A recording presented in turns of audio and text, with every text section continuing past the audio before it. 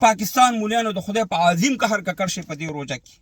و د پاکستان حکومت د خدای په عظیم قهر ککړ شي په دې روژه کې تاسې خو ټولو مسلمانانو باندې روژې وخوړې او د خدای په قهر ککړ شي چې دا 15 کاله کېږي چې دا پاکستان جوړ شوی دی نه روژه او نه اختر اختر تاسې اوس دې سپوږمۍ ته وګورئ د ویډیو هم در باندې ګورم دا د 2 ورځو ده یعنې پرون په روژه و دوشنبې په ورځ منډې ورځ باندې مګر په پاکستان کې نن اوله روژه ده یعنې لاړ په خلکو باندې په دغه دومره په میلیونها انسانانو باندې دې روژه وخوړه مګر د پاکستان مولیان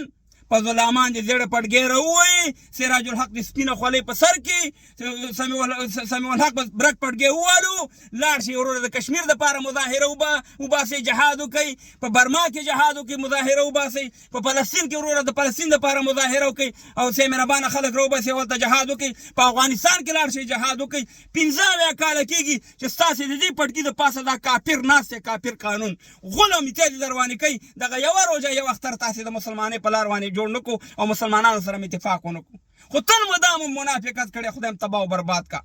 د سمیع الحق دوی وایي چې دا کوړي خټک مدرسې والا دی وایي ما پیغمبر علیه السلام په خوب کې ولیدو چې دلته ورور راته چوکیداري وایي د مدرسې کوله نو دا پیغمبر علیه السلام یو ورځ هم تا ته ونه ویلې چې د پاکستان دا کفري قانون ختم کړ دې لپاره مظاهره راوباسه او د دې روژې دپاره یو مظاهره راوباسه چې دا روژه د مسلمانانو سره یو رقم شي چې دا روژه ونه خوري ځکه چې یو روژه دې وخوړه حقي روژه 2 میاشتې روژې به نیسي یو ورځ د پیغمبر علیه السلام تاسو دا ونه ویلې چې دا د کفري قانون په مقابل کې جهاد وکړئ او سې مهربانه راشي دا کفري قانون ختم کړئ شرعي نظام راولئ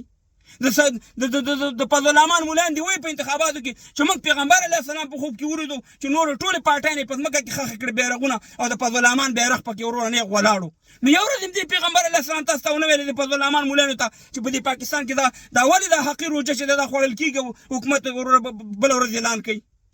یو ورځ یې مونه ویلی تاسو چې دا د کفر قانون او دا د لاټ میکاني قانون ختم کړي او سې مهربانه ته اسلامي نظام راولئ خو ټوله منافقت کړې ټول عمر هم تاسې خولې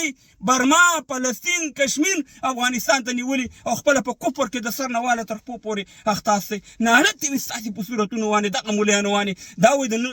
دا وایي د 10 لکو علماو مشر دی د 10 لکو شیطانانو مشر دی که دا د 10 لکو علماو مشران وی ستاسې به روژه په روژه وی اختر به په اختر باندې وی په مسلمانانو باندې به حقه روژه وخوړه دوی به 2 میاشتې روژې نیسي لکه چې یوه روژه خوړل چې دي هغې کې به بیا 2 میاشتو دغه 2 میاشتې روژې به نیسي تاسې ځان ته مسلمانان ویوئ تاسې ځان ته انسانان ویوئ دا پټګي او دا د لوپرانو خولې په سر کړي د منافقت دپاره ټولې دنیا ته هم دغه ستاسې ور اچولی دی ټولې دنیا کې بې اتفاقي هم دا تاسې پاکستان مولیانو او دغه نظام راوستې دا ویډیو تاسې وګورئ د پاکستان مولیانو ته چې الله لوی لوی عمرونه ورکړي کور یې ودان ته ورته وګوره دا څوک یې د چا سره کوي ولاکې ورور د ورور سره وکړي هر کال په روژه